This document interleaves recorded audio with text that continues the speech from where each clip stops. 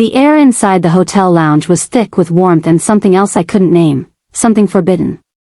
Maybe it was the scent of his cologne, or the way his laughter brushed softly against my ears. All I knew was, that evening, something inside me shifted, and I didn't fight it. His name was Evan, my husband's colleague, confident and effortlessly charming. The kind of man who didn't have to try too hard to command attention. I met him during one of those endless business mixers my husband dragged me to. I'd gone to smile, drink wine, and fake interest. But then, Evan walked in. Our eyes met across the room, and for a fleeting second, I forgot who I was supposed to be. Before I continue, let me pause here and say, kiss Mark if you're listening to this right now. Don't forget to like this video, subscribe to the channel, and share your thoughts below. This is a true story, one I've kept hidden behind smiles and wedding rings. Now let's go back, to where my desires first betrayed me. It started with something so small, a text. Nice seeing you tonight. You looked different. I remember staring at that message longer than I should have. Different? The word lingered, teased, and tasted like temptation. I typed back, in what way? He replied almost instantly. In a way that made it hard to look away. That was it. That was the spark that lit the fire. Over the next few days, texts became conversations. Conversations turned to confessions. He started to understand me in ways my husband never even tried to. It wasn't about physical attraction at first, it was emotional.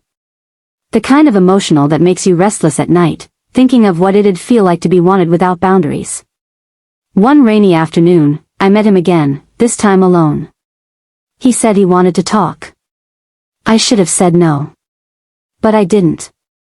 We met at a cafe near the pier. His eyes told stories his lips didn't yet dare to speak. We laughed, flirted, and somewhere in between sips of coffee and sighs of silence, our hands brushed.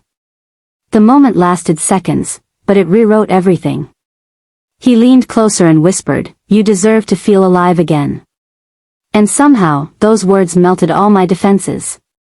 That night, when I got home, my husband was asleep. I stood in the doorway and stared at him, the man I'd vowed to love forever. And all I could think of was the man who made me feel again.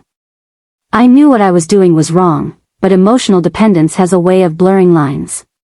What started as innocent connection was becoming an addiction, and I was too far gone to stop. Fire to be continued.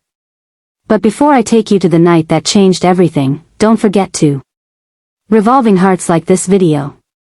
Revolving Hearts subscribe for more true infidelity stories. Revolving Hearts, and tell me in the comments, have you ever felt emotionally attached to someone you shouldn't? His text came again the next morning. You left too soon last night. I couldn't sleep. I read it 3 times before I replied. My hands trembled, not from fear, but from the kind of excitement that made your stomach ache in the sweetest way. I told myself not to reply. I told myself this was how things began, the slide into something dangerous. But I still typed. Maybe it was better that way. He replied instantly. Better for who? That was the moment I knew, I was already too far gone. I met Ethan again that evening. It wasn't planned. It never is it? The universe has its ways of toying with forbidden hearts. We ran into each other at the same coffee shop near 5th and Maple, the one with yellow lights and quiet corners that looked like they were made for secrets. He smiled. I smiled back. And just like that, my resistance dissolved. We talked about everything except what we truly wanted, until our eyes started saying the rest. His hand brushed mine as he passed me the sugar, and something electric burned through my veins. He looked up, his gaze darker this time, slower, hungrier. Don't, I whispered. He leaned closer. Don't what? Don't make me forget who I am. He smirked softly. Maybe that's what you need, to forget for a while. And God, maybe he was right. Quick reminder, my loves, if you're still here, don't forget to subscribe, like this video, and drop your thoughts in the comments. Your support helps me tell more of these forbidden confessions. That night, I sat in my car for nearly 20 minutes, trying to convince myself to go home, to my husband, to my quiet, predictable life. But my body was still trembling from Ethan's voice, the way his fingers had lingered when they shouldn't have. I could hear my own breathing echoing in the dark car. When I finally turned on the engine, I whispered to myself. You're not in control anymore, are you? And deep down, I knew. I didn't want to be. Chapter 3 would peel deeper, when emotional need turns physical, and every touch starts to blur what's right and wrong. His hand lingered longer than it should have on my wrist that evening. Just 1 second too long, but it was enough to send an earthquake through the silence between us. We weren't supposed to meet again after that last night, yet here we were, back in his apartment, lights dimmed, jazz whispering from the corner speaker. My husband thought I was at a late committee meeting. He even texted me, "Don't drive home too tired." The irony stung. Because I wasn't tired, I was trembling. Trembling from the anticipation of sin. Do you ever think about what we're doing? I asked him, trying to sound casual, but my voice betrayed me. He smiled, slow and knowing. Every night, he said. And every night I still want it. There it was again, that honesty. The kind of honesty that burns more than it soothes. He walked closer. His scent, that sharp, masculine mix of musk and something woodsy, clouded my mind. His fingers brushed my cheek, and I could feel my resistance crumble like a weak wall against a storm. I should have pulled away. But instead, I leaned in. Before this goes too far, I whispered, I just want you to know this isn't love. He tilted his head, his eyes locking into mine. Then what is it? Dependence, I breathed. You're my escape, not my salvation. He laughed softly, almost painfully. Then let me be your escape tonight. And he was, again. His lips moved like fire, devouring my hesitation. The room disappeared, time, morality, everything faded beneath the weight of his hands tracing the outline of my weakness. My conscience screamed, but my body was already confessing sins my lips refused to speak. Halfway through the night, as his breath slowed against my neck, he murmured something I wasn't ready to hear. I think I'm falling for you, he said. My eyes shot open. The room suddenly felt smaller. Love wasn't part of this arrangement. Desire was supposed to be temporary, like a spark that fades before it burns down the house. But his words ignited something else, something reckless. I couldn't answer. I didn't trust my heart enough to speak. Instead, I said softly, don't. He smiled, sad, tired, defeated. Too late. The guilt came later. Always later. When I got home past midnight, I stood under the shower for nearly an hour. Hot water washed over me like a confession, but it couldn't rinse away the ache. My husband was asleep, one arm draped over my pillow. I watched him for a long time, wondering when I'd stopped seeing him, when I'd started searching for something he stopped giving me. That night, I realized something terrifying. I wasn't addicted to the man I was seeing. I was addicted to how he made me feel seen again. And that realization was the beginning of my real undoing.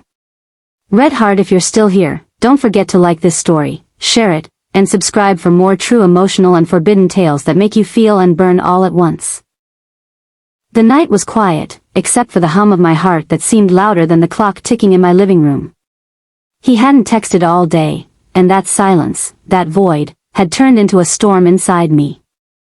I told myself it was nothing. That I didn't need his voice, his warmth, his attention to breathe. But every time my phone lit up, hope sparked and died in the same breath. That's when I realized, emotional dependence isn't something you plan. It creeps up on you, one heartbeat at a time. When he finally called, my voice trembled before I even said hello. Were you waiting for me? He asked, his tone teasing, deep, and knowing. I wanted to lie, to say no. But the truth slipped before my conscience could catch it. Maybe I was. That laugh, low and masculine, spread through me like warm honey. He said he was driving, that he couldn't stop thinking about me, that he wanted to see me tonight. I hesitated. Every part of me screamed this was wrong, but the ache of wanting him drowned the echo of right and wrong. He arrived when the moon was high. I could see his car headlights sweep across my driveway like temptation coming to life. When I opened the door, the way his eyes traveled down my body wasn't love, it was hunger. A kind I didn't know how to resist anymore.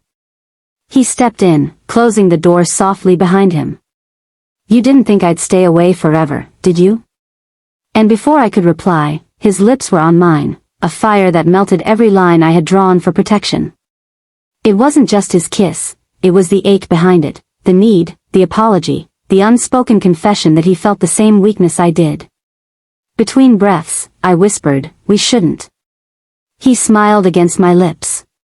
"But we already did." And that was the truth, we already did. We already crossed the point of return. His hands were steady, yet desperate, his touch was the language of a man who had waited too long. In that moment, the world didn't exist. No husband, no guilt, no conscience. Just us. Two flawed souls trying to fill their loneliness with each other's warmth. Halfway through, as I lay against him, tangled in a silence that felt like peace and punishment all at once, I whispered, "You make me forget who I am." He looked at me, eyes heavy with want. "Maybe that's what you need, a place to forget." That line stayed with me long after he left that night, the scent of his cologne still lingering in my sheets. Maybe I wasn't addicted to him. Maybe I was addicted to how he made me feel alive.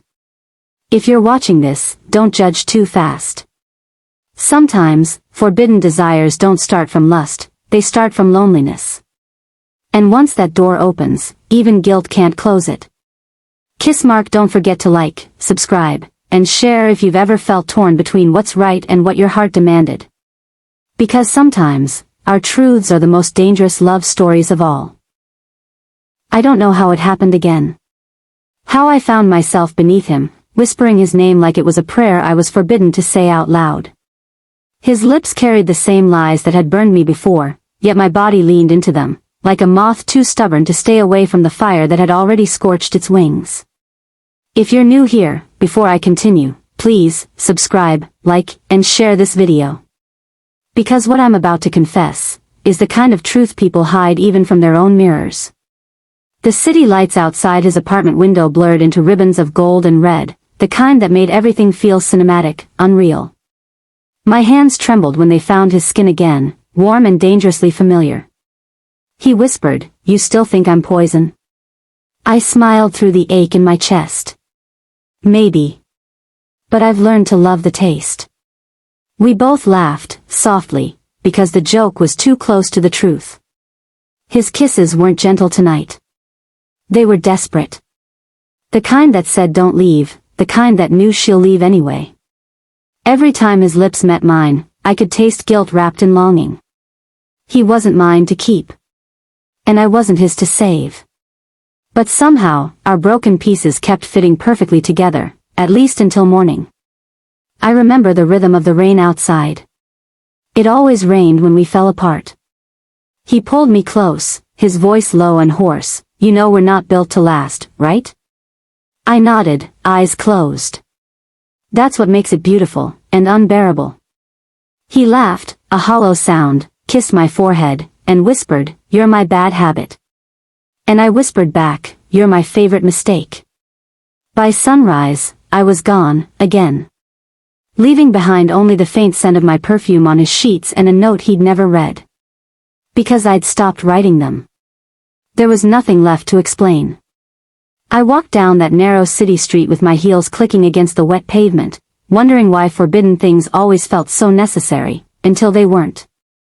To everyone listening, don't mistake this story for romance. It's a confession, a warning.